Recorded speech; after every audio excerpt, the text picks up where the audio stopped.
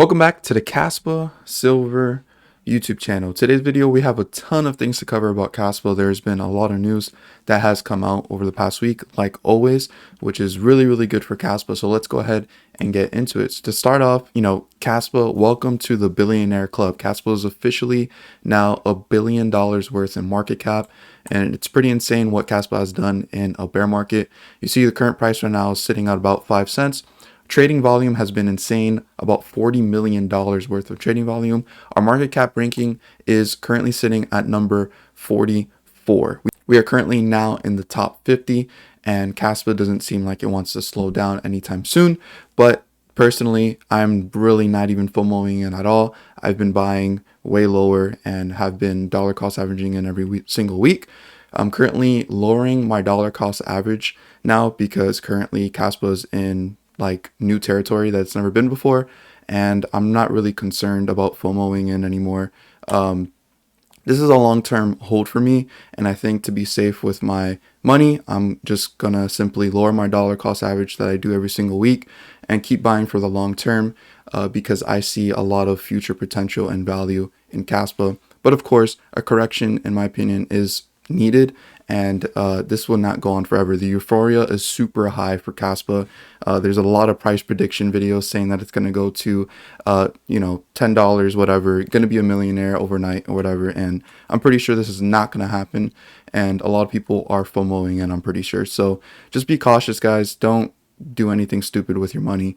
Your money is valuable. Make sure that if you do have bills and things you need to cover, you have debt, those things should be primary. All the money I invested is money that I am willing to lose. I don't need the money anytime soon, and I'm young and much more than capable to take risk right now. But if you're not in that situation, please do not be dumping money that you literally need like next month or something like that into this, especially on a rising top like we are doing with, creating just new all-time highs. We really don't know where Kaspa is going to go, but there is a lot of bullish sentiment at the moment. Our hash rate has currently hit 4.78 petahashes, which is insane. This is like one of the key reasons why the price is just surging, because usually the price follows the hash rate. Currently, we're about to almost hit 70% mine. Our supply is at 20 billion Kaspa. We also just reduced now to, I think it's about 185 Kaspa per block now. And now in the next 30 days, we will reduce again to 175 blocks. Reward, so Kaspa per block. So going into the news topics, this is the first one I want to cover, which this was just with the recent FUD and everything with TL and the missing transaction history. I'm pretty sure he's not able to see this tweet because this is TL and he's replying to him, and he's been blocked because obviously people who want to FUD Kaspa don't want to hear the facts. They ignore it, and then if you keep telling them facts, they will just block you because they don't want to hear any other side but just listen to what they're saying. So this person says, get a life, buddy, everything's in place. For those who look for answers, go to Kaspa Discord or look for Shay's replies to this old FUD.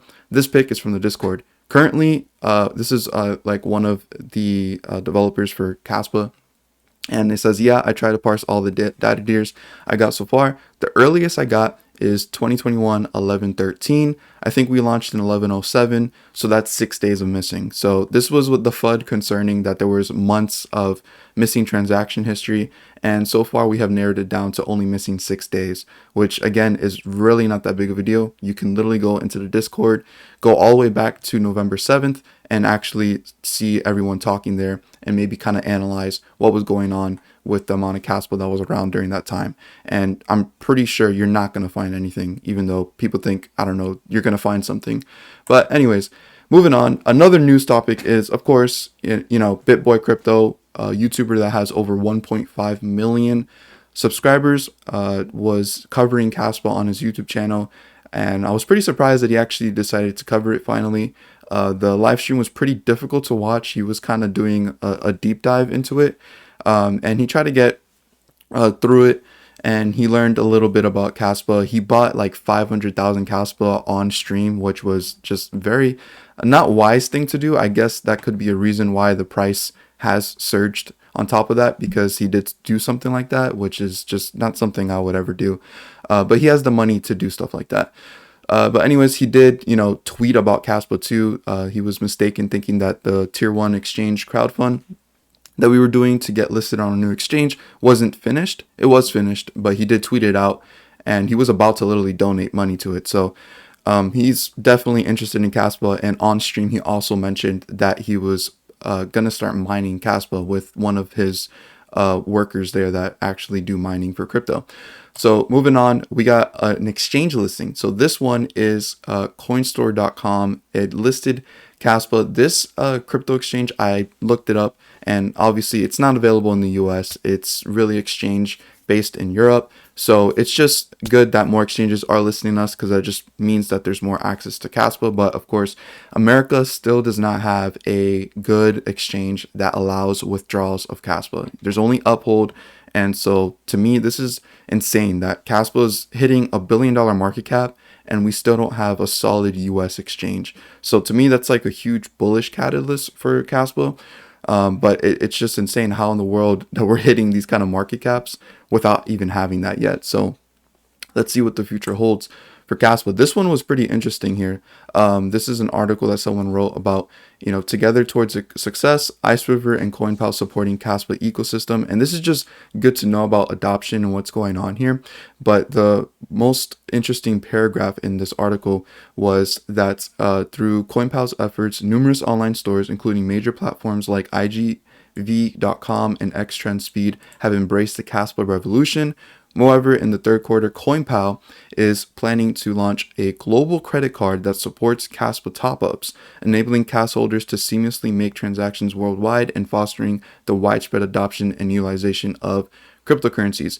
Not only that, in Kaspa's ecosystem, Ice River and CoinPal are just two representatives. And if you don't already know, Ice River is a website that literally only sells Kaspa ASIC miners, which is pretty insane, because this is a company that's just purely investing into the future outlook of Kaspa by only selling Kaspa miners. So that is an investment in Kaspa, even though they may not be directly buying Kaspa, they may be just mining it or whatever, but that's just an investment because it takes money to create these devices and then sell them to other people. So this is, huge that Kaspa is getting adopted. As much as people may think that Kaspa is just like whatever, a ghost chain. There's really nothing going on. There's no smart contracts and this and that. Smart contracts is not the main marketing narrative for Kaspa. It's the fact that Kaspa is actually a type of payment cash system that's trying to be created. It's finishing the Satoshi vision, and it's actually meant to be used for payment and not really only used for smart contracts. Like, that's just an extra plus that will add to the utility of Kaspa, but the main utility is following those core principles of Bitcoin and essentially becoming freedom money, because there is no central entity controlling Kaspa. It's just like Bitcoin in those principles, which attracts a lot of fundamentalists like myself in crypto that really only care about those same fundamentals that made Bitcoin great. And now if you're for pro innovation, we have Kaspa that exists today. So continuing, this is a new exchange listing that Kaspa is going to be on. This is the tier one exchange that we did crowdfund for. It was about $30,000 that we raised, and now Kaspa is going to be listed on Bybit. Currently, right now, there's only futures trading, I believe, for Bybit. There's not a spot trading yet. It's gonna come soon. Usually, it takes time because these new exchanges have to implement the Kaspa wallet into their exchange and make it work. And that actually takes time to develop, because this isn't just some like Ethereum token where you can just simply add the contract because you already have Ethereum on the exchange.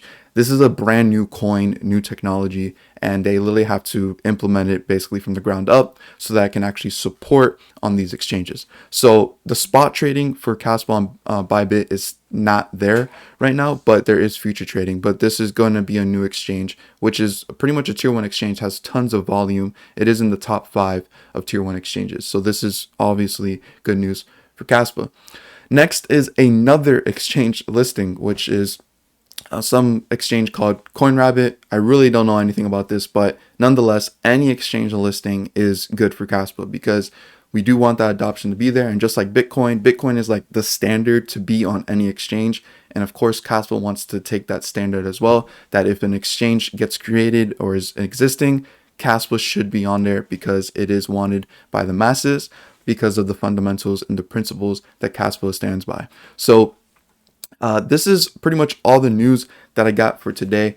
There's just a ton of things coming out every single day for Kaspa. So if you guys are interested in news updates like this one, consider leaving a like on the video and subscribing to the channel.